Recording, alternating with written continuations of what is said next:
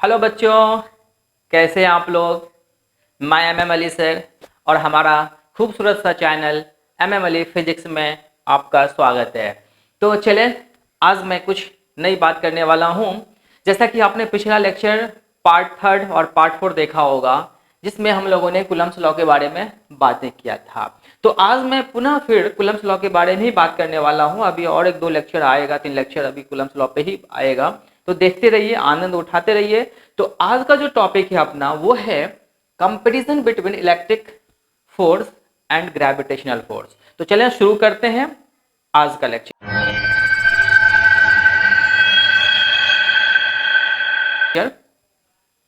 तो सबसे पहली बात, हम लोग इसमें क्या देख रहे हैं, ये जो क्वेश्चन लिखा हुआ है कहते हैं कंपैरिजन बिटवीन, तुलना कीजिए, तुलना, कंपेयर बिटवीन। कभी भी कंपेयर अकेले में नहीं होता है, दो या दो से अधिक के बीच में होता है। तो यहां भी आपको देखने को मिल रहा है दो है, एक है इलेक्ट्रिक फोर्स और दूसरा है अपना ग्रेविटेशनल फोर्स।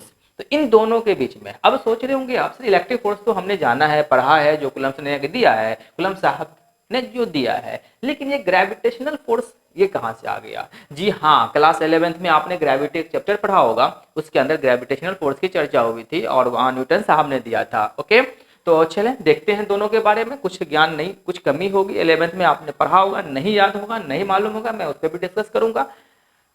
तो सबसे पहला जो है अपन का वो क्या है, इलेक्ट्रिक फोर्स। तो इलेक्ट्रिक फोर्स कूलम्ब साहब ने दिया था ना, तो क्या दिया था, K into Q1 into Q2 upon r square, ये है इलेक्ट्रिक फोर्स। दूसरा अपन कौन सा फोर्स है, ग्रेविटेशनल फोर्स। तो ग्रेविटेशनल फोर्स को हमने किससे लिखा, Fg से। तो Fg is equal to capital G into M1 into M2 divided by are square. याद आ गया होगा अब आपको। ये M1 M2 क्या है, मास है, R क्या है, डिस्टेंस है, F क्या है, G क्या है, ग्रेविटेशनल कांस्टेंट है, यूनिवर्सल ग्रेविटेशनल कांस्टेंट। और यहाँ देखिए K क्या है, कूलम्ब कांस्टेंट या फोर्स कांस्टेंट है ना। और Q1 Q2 क्या है, चार्जेस हैं। और ये R क्या है, डिस्टेंस है, F इलेक्ट्रिक फोर्स है। तो इन दोनों के बीच में अब आपको क्या करना है, कंपेयर करना है, तुलना करना है। तो सबसे पहली बात मैं इसमें देखूं कि दोनों में सिमिलरिटी क्या है, समानताएं क्या है। दोनों के अंदर सिमिलरिटी, दोनों में सिमिलरिटी क्या है, इसमें और इसमें क्या एक जैसा दिख रहा है आपको। तो गौर कीजिएगा, सबसे पहला पॉइंट अगर मैं बात करूं कि ये क्या दिख रहा है, Fe is inversely proportional to R squared and Fg is also inversely proportional to R squared। मतलब यहां ये हुआ कि दोनों फोर्स जो है वो इनवर्स स्क्वायर लॉ को फॉलो करता है, ऑबे करता है। तो हम कह सकते हैं पहला में कि Fe एंड Fg है ना, आर ऑबेज द, दोनों किसको ऑबेज कर रहा है, obeys the inverse, inverse square law है ना। दोनों इनवर्स स्क्वायर लॉ को ऑबे करता है ना। दोनों किसको ऑबे कर रहा है, इनवर्स स्क्वायर लॉ का। कहोगे सर वो कैसे, तो दैट इज मैं ये कह सकता हूं कि Fe जो है electric force inversely proportional to क्या है, आर स्क्वायर का है। एंड Fg भी जो आपका है, Fg ये भी किसके इनवर्सली है, तो 1/r स्क्वायर का है। तो क्या ये भी इनवर्सली प्रोपोर्शनल है, ये भी इनवर्सली प्रोपोर्शनल है। तो हम कह सकते हैं ये ऑबेज करता है किसको, इनवर्स स्क्वायर लॉ को। बहुत अच्छा पॉइंट ध्यान रखिएगा कि ग्रेविटेशनल फोर्स भी और इलेक्ट्रिक फोर्स भी किसको ऑबे करता है, इनवर्स स्क्वायर लॉ को। ओके, ऐसे मैंने प्रॉपर्टीज ऑफ इलेक्ट्रिक चार्ज में भी बताया था। ओके, दूसरा पॉइंट, पॉइंट नंबर 2 गौर कीजिए, क्या और है दोनों में सिमिलरिटी। ये ध्यान दीजिएगा, ये जो इलेक्ट्रिक फोर्स जो है और ग्रेविटेशनल फोर्स जो लग रहा है दो मासेस के बीच में और ये लग रहा है दो चार्जेस के बीच में, वो कहां से कहां लगता है, सेंटर से काम करता है। तो हम कह सकते हैं कि electric force and gravitational force are acts along the line joining between two bodies from center।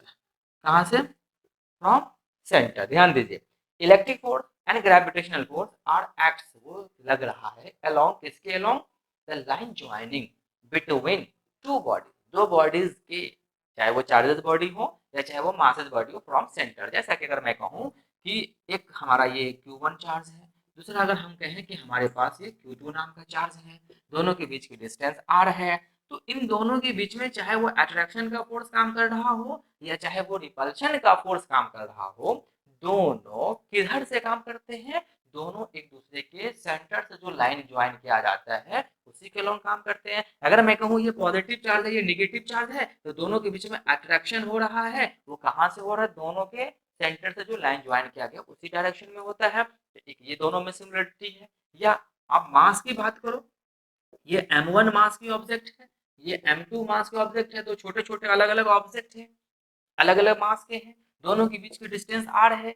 यहाँ जो होगा अट्रैक्शन का जो फोर्स होगा वो कैसे होगा, किस डायरेक्शन में होगा, तो दोनों के जो मास के सेंटर से जो लाइन ज्वाइन किया जाएगा उसी के अलॉन्ग होगा। तो ये दोनों के अंदर सिमिलरिटी है। मीन्स पहला सिमिलरिटी क्या आया, इनवर्स स्क्वायर लॉ, मतलब 1/r³ inversely proportional to sorry 1/r² inversely proportional to r², पहला। दूसरा क्या आया कि दोनों के सेंटर से, चाहे वो चार्जेस बॉडी हो या मासेस बॉडी हो, तो उसके सेंटर से जो लाइन ज्वाइन किया जाता है उसके अलोंग वहां पे फोर्स काम करते हैं। ये इलेक्ट्रिक फोर्स हम कहेंगे, और ये कौन सा फोर्स है, ग्रेविटेशनल फोर्स। ओके, तो ये दोनों चीज हमको सिमिलरिटी दिखा, दोनों में समानताएं दिखी, लेकिन दोनों में डिफरेंस क्या है। कंपेयर कर रहा हूँ तो सिमिलरिटी की बात कर रहा हूँ, अगला हम डिफरेंस की बात करूंगा, तो जल्दी से लिखें। चलिए, तो ये हुआ सिमिलरिटी। अब हम बात करते हैं डिफरेंस का, दोनों में क्या डिफरेंस है, डिफरेंस है ना, किसके किसके बीच, तो इलेक्ट्रिक फोर्स और ग्रेविटेशनल फोर्स। तो हम एक तरफ लिखते हैं इलेक्ट्रिक फोर्स, टॉपिक को दो भाग में बांट दीजिए, डिवाइड कर दीजिए। दूसरी तरफ हम बात करते हैं ग्रेविटेशनल ग्रेविटेशनल फोर्स, है ना। तो ग्रेविटेशनल फोर्स बोले तो Fg, इन दोनों के बीच में क्या डिफरेंस है, तो गौर फरमाएंगे थोड़ा। अगर मैं पहला डिफरेंस की बात किया तो आप क्या देख रहे हो, ये जो फोर्स है इलेक्ट्रिक फोर्स, ये जो इलेक्ट्रिक फोर्स है ये कैसा फोर्स है, एट्रैक्टिव नेचर में भी होते हैं और रिपल्सिव नेचर के भी होते हैं। इलेक्ट्रिक फोर्स क्या होते हैं, एट्रैक्टिव एंड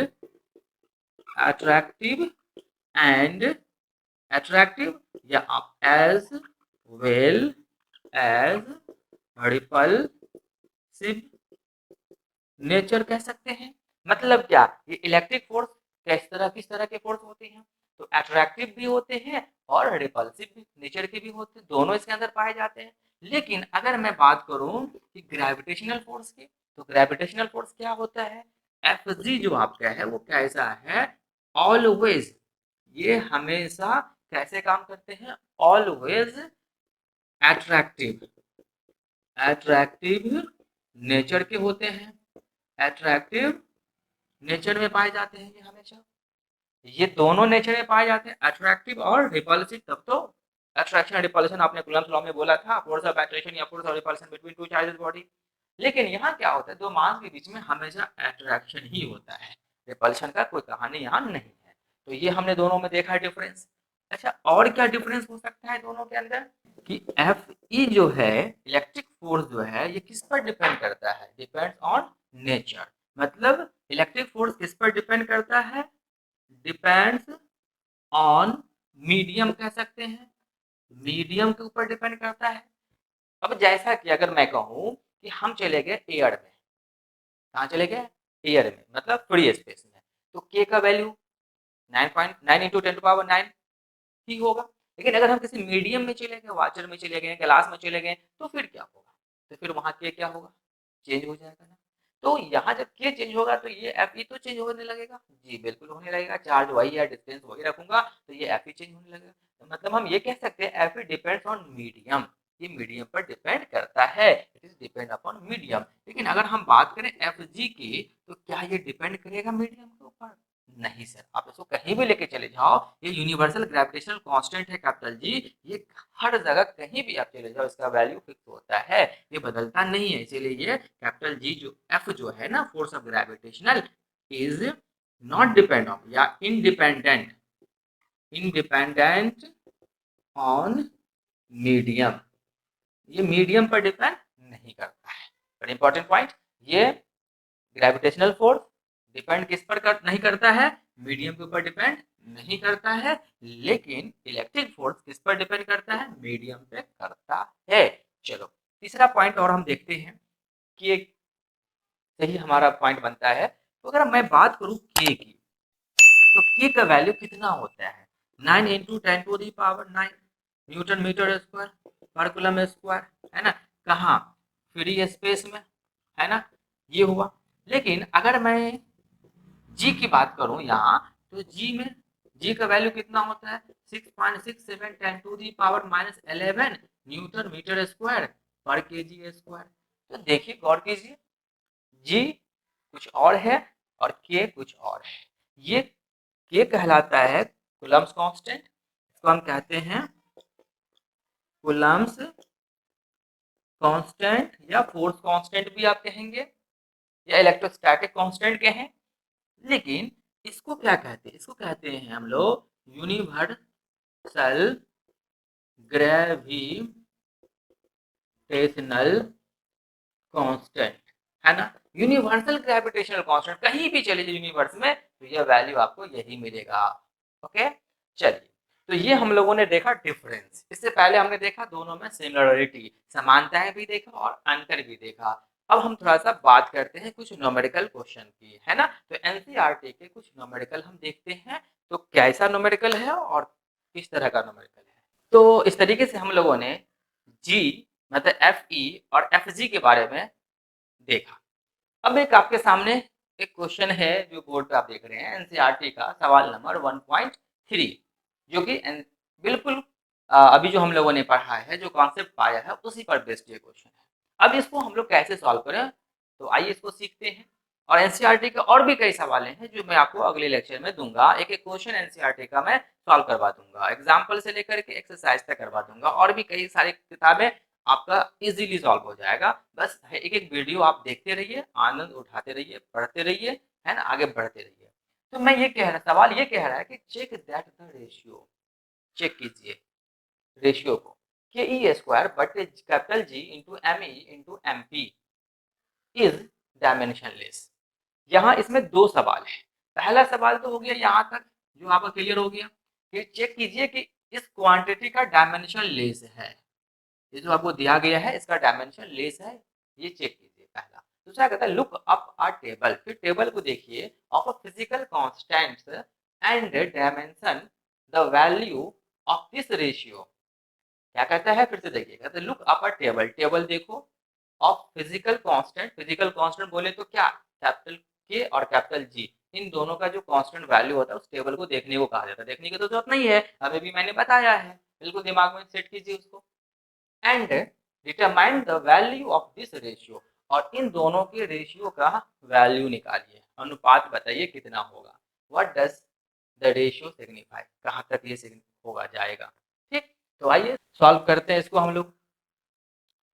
तो मतलब ये हुआ कि सबसे पहला हमें करा कि डायमेंशन लेस है वो चेक कीजिए। तो पहले हम इस इक्वेशन को नीचे उतार लेते हैं, K E square divided by capital G into M E into M P. M E क्या है, mass of electron, M P क्या है, मास ऑफ प्रोटॉन, के क्या है, कांस्टेंट कूलम कांस्टेंट, ये ग्रेविटेशनल कांस्टेंट, और ई क्या है, इलेक्ट्रॉन। तो इनका पहले मैं डायमेंशन चेक करता हूँ। क्या चेक करता हूँ, डायमेंशन। तो हम लिख सकते हैं डायमेंशन, नहीं तो बस चले आगे बढ़े। तो के क्या है, कूलम्स कांस्टेंट, इसका डायमेंशन कितना होता है, याद है आपको, मैंने आपको कूलम्स लॉ में इसका डायमेंशन बताया था। इसका डायमेंशन होता है ml3t-4a-2। नहीं समझ में आ रहा है ना सर, कैसे लिख दिया आपने के का डायमेंशन।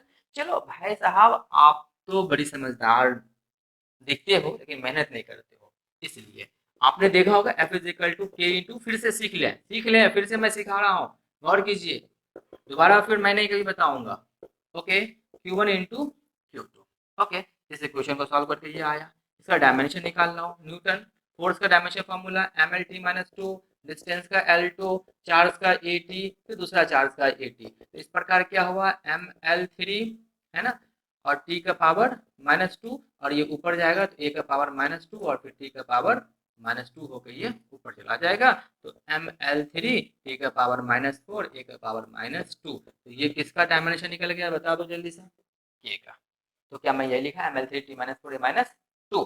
अब ई क्या है, electron. Electron means charge. Charge का डायमेंशन क्या होता है भाई, 80 होता है, तो 80 डाल दिया। और स्क्वायर है तो हम क्या लिखेंगे, दोनों के स्क्वायर डाल देंगे। नीचे क्या है गौर कीजिएगा, यूनिवर्सल ग्रेविटेशनल कांस्टेंट। अब इसका क्या होता है डायमेंशन, सर अब फिर ये भी नहीं पता है ना, कोई बात नहीं, मैं फिर आपको सिखाता हूँ। इसको लिख लिए हैं, बहुत अच्छा, मैं इसको मिटाता हूँ, है ना। आइए,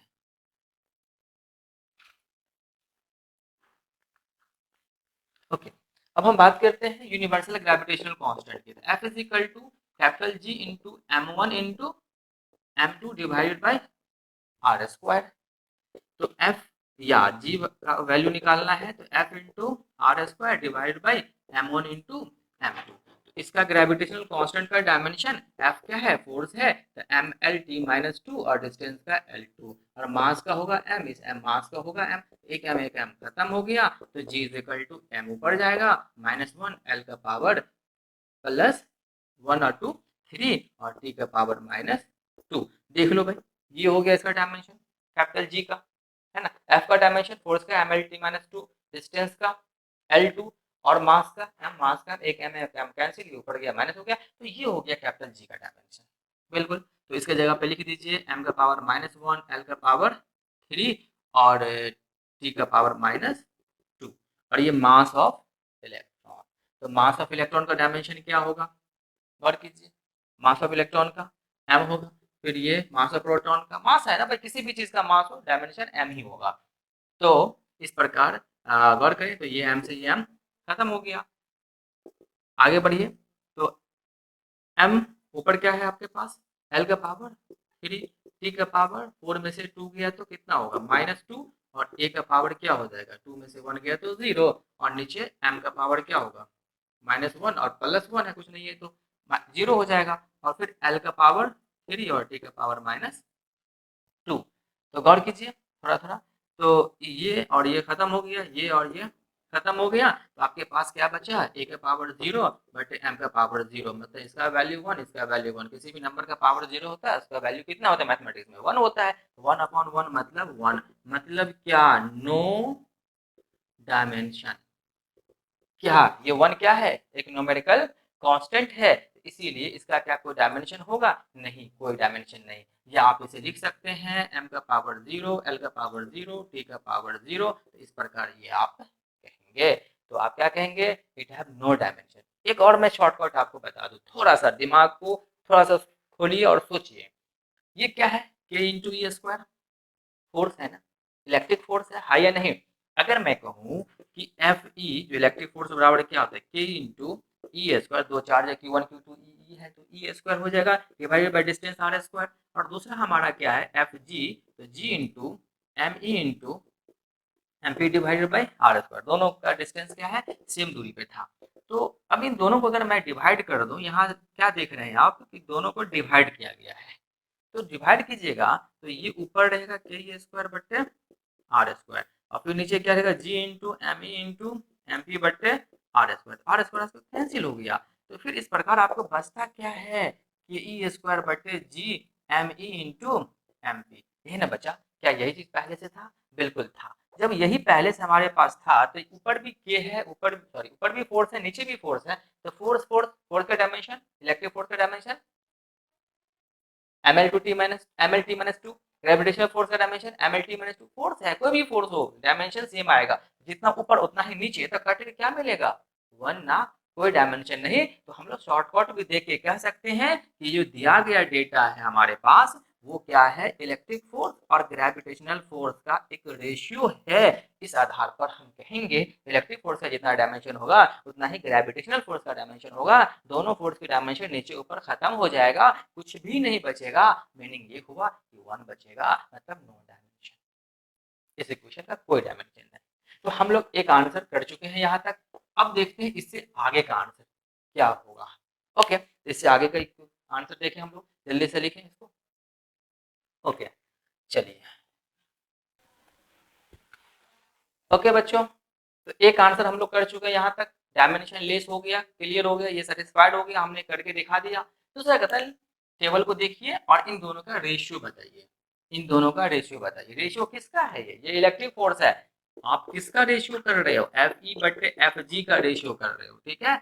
मतलब के ई बटे के ई स्क्वायर बटे capital G into mass of electron into mass of proton, ये इलेक्ट्रिक फोर्स और ग्रेविटेशनल फोर्स का रेशियो है बच्चों, ठीक।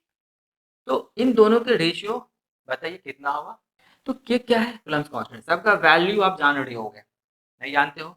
चलो मैं यहाँ लिख देता हूँ, के की value 9 into 10⁹ newton metre square पर कूलम्ब स्क्वायर। मैं बार बार लिख रहा हूँ, प्रैक्टिस हो जाएगा, ध्यान दीजिए एक पॉइंट को, है ना, याद कर लेना है। दूसरा क्या है? Electron, charge of electron 1.6 10⁻⁻19 coulomb, G is equal to 6.67 into 10⁻11 newton metre square पर kg स्क्वायर, ठीक है। और me क्या है? Mass of electron 9.1 into 10⁻31 kg। और mp क्या है? Mass of proton 1.67 10⁻27 kg। चलिए, ये चीज जो है आपने इससे पहले भी पार्ट 1 वीडियो देखिएगा, उसमें मैं ये सब बात बताया है, mass of electron, mass of proton, charge of electron, charge of proton, ये सभी बातें मैंने बताया था। तो इस प्रकार यहाँ के की जगह पे हम क्या कितना लेंगे? 9 इंटू 10⁻9। और ई क्या है? इलेक्ट्रॉन, इलेक्ट्रॉन का चार्ज कितना है? 1.6 इंटू 10⁻19 का होल स्क्वायर, ओके। और नीचे जी, जी का वैल्यू कितना है? 6.67 इंटू 10⁻11। और me क्या है? मास ऑफ इलेक्ट्रॉन कितना है? 9.1 इंटू 10⁻31। और मास ऑफ प्रोटॉन 1.67 इंटू 10⁻27। तो इस प्रकार जब इसको थोड़ा आगे बढ़ाया जाए तो 9 into 10⁻9 into 2.56 into 2 terms multiply करेंगे 1.6 को, तो इंटू 10⁻38 डिवाइडेड बाई 6.67 इंटू 10⁻, अच्छा पहले इसको लिख लिया जाए, 9.1 इंटू 1.67 इंटू 10⁻, यहाँ कितना हो जाएगा? 1 2 7 2 9 2 3 2 5 1 6, है ना, 69। अब इस प्रकार जब हम इसको कैलकुलेट करेंगे तो हमारा रिजल्ट आएगा 2.4 इंटू 10⁻39। तो इस प्रकार ये आपका फाइनल आंसर होता है। तो इस प्रकार हम आज के वीडियो को यहीं पर रोकते हैं, फिर हम लोग मिलेंगे अगले वीडियो में। तो इस प्रकार आप लोग पढ़ते रहें, आगे बढ़ते रहें। Best of luck, when I meet you in